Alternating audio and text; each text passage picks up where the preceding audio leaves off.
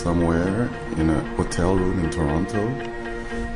Hey. Monsieur Stephen Dorff. Nice to see you. Comment vas-tu? Ça va? Ça va. Bien, bien. I'm talking to Bien, you. super.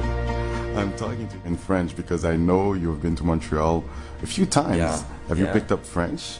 A little bit. I mean, I find that I speak better French when I'm in Paris than when I'm in Montreal because it's a different French in Montreal, you know? Yeah. But I love Montreal. It's been a really good city to me, and we did my new film, Immortals, there this last summer. And Yeah. so I haven't been back since August, since it's gotten cold, probably. So now we've been on the road with the movie for a while, since Venice, and just been long. So I'd like to get back there. Tell me about this movie where you're playing an actor. Yeah, it's really, at the end of the day, I mean, they're obviously, the movie's about a movie star that's just become very famous, and he's living at the Chateau Marmont, the infamous hotel in LA, which is a very iconic place. And he's a very broken guy when we meet him, you know. He's a bit of a train wreck in his life, you know. He's got everything on the surface, but he's inside is a very lost person. And you know, then this little girl arrives, who's his 11-year-old daughter, played by Elle Fanning, and starts to eat at him. The fog starts to lift, and I think by spending time with her for the first time in a few years, probably, he realizes that he's been missing out on something really special, and he needs to step it up. Hi, Dad.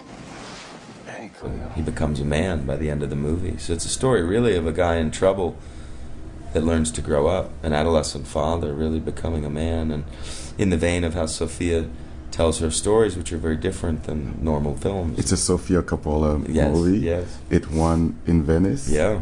A big prize. Yeah, the biggest. Yeah, it's crazy. How did you react? I mean, it was exciting just to be in Venice, you know, and then to receive the Gold Lion was really overwhelming. I was really happy for Sofia because that's one prize she hasn't won. She's got the Oscar from Lost in Translation. She's got the Golden Globe. She's got this.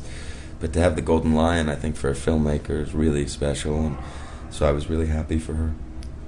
I feel like we were happy for you, too, because I feel you needed that at this point of your career, too. Yeah. Because a little bit like your character in the movie, we feel like we haven't seen all your potential. Exactly. You know, I've been very lucky to in the last few years, I worked on Public Enemies with Johnny, but, you know, I've been doing the third part, the fourth. This was a big chance with a really important filmmaker to be the guy, her anchor in the movie. And I think at this time in my life, it was an incredible time. I was ready for it, you know, and I think it's kind of nice when the right part comes at the right time. And okay, here we go. Bonjour, no. Where were you when you learned that you had the part? I was called in LA and was told that she was going to make a movie about a movie star and a little girl at the chateau, and that's all they told me. And I knew I was one of a few people she was thinking about.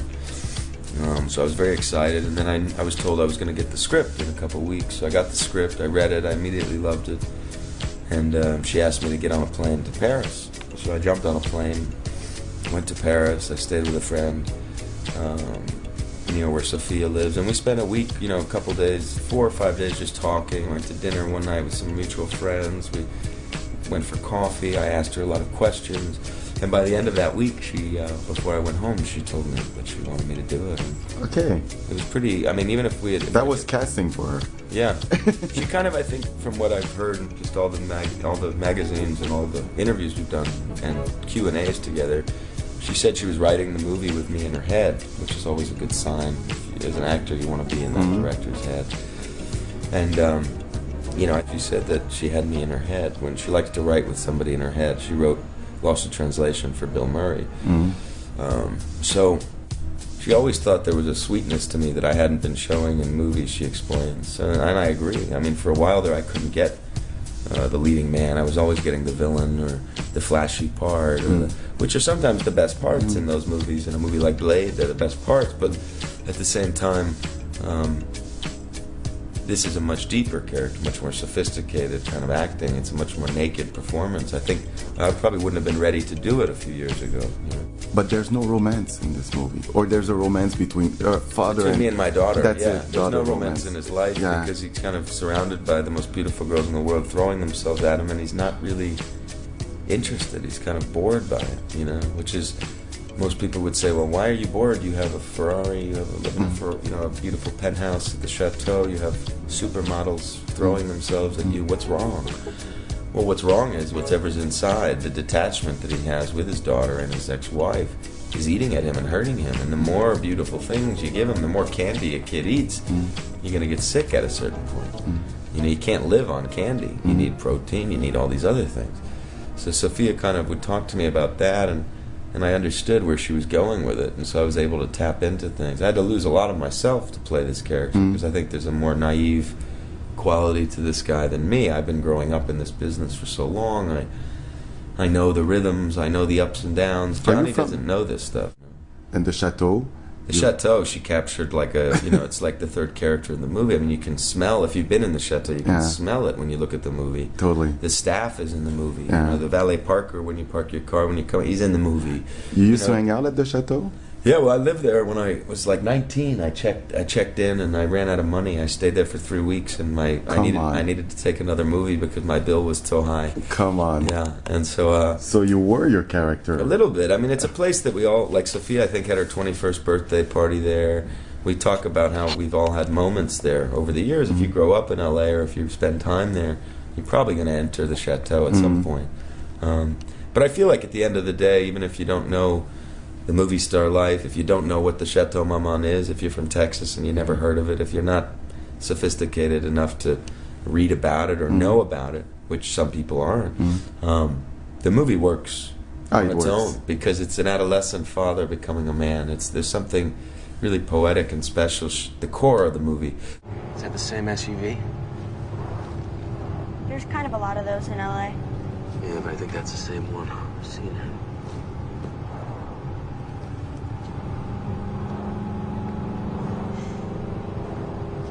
What are you doing? I'm taking down the plates. Nice. Good thinking. You want a child? I think after doing this movie, and I think in the last few years of my own life, just being around young people, I would like to have my own child, yeah.